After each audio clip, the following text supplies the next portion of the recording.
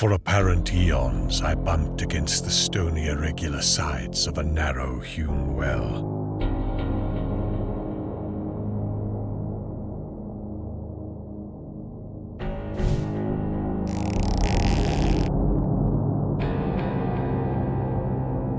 My nostrils were assailed by a scarcely definable menace, a creeping odor of damp and staleness, curiously.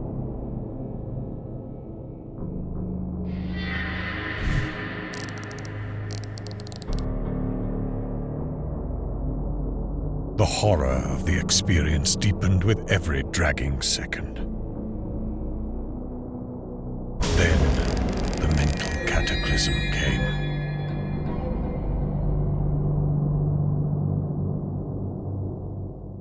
It was very gradually that I regained my senses after that eldritch flight through Stygian space.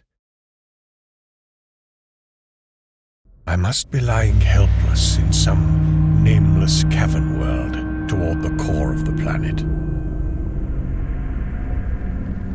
My bonds were still biting into me with unloosened force.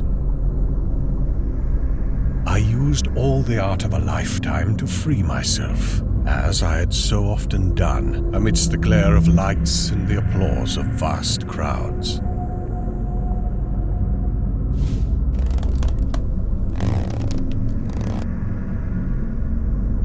When I was finally free, I peered diligently in every direction, yet met only an ebony blackness. Obviously, I ought not to walk at random, so I paused to note the direction of the cold, fetid, natron-scented air current. Accepting the point of its source as the possible entrance to the abyss, I strove to keep track of this landmark and to walk consistently toward it.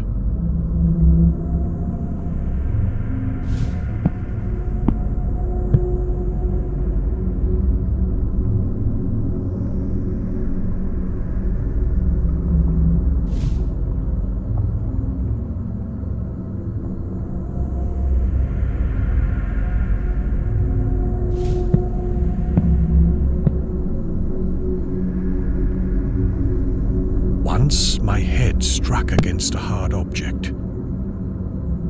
It was the base of a column of unbelievable immensity, whose surface was covered with gigantic chiseled hieroglyphics.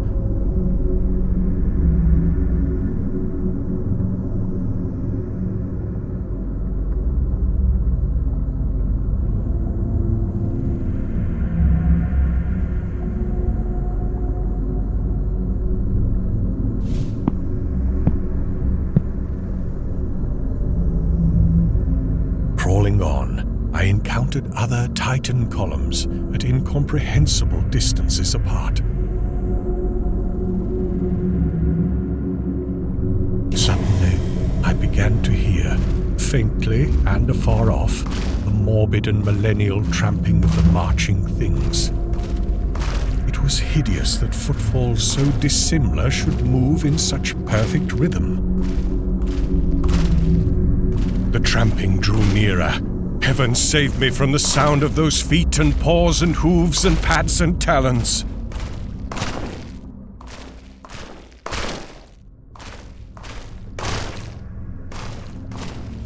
Down limitless reaches of sunless pavement, a spark of light flickered in the malodorous wind. I drew behind the enormous circumference of a cyclopic column, that I might escape for a while the horror.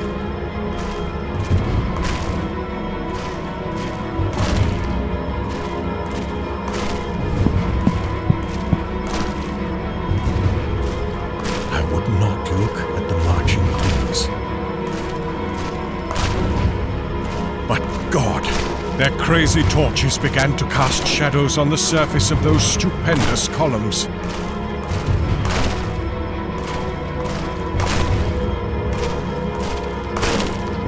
Heaven take it away. Hippopotami should not have human hands and carry torches. Men should not have the heads of crocodiles.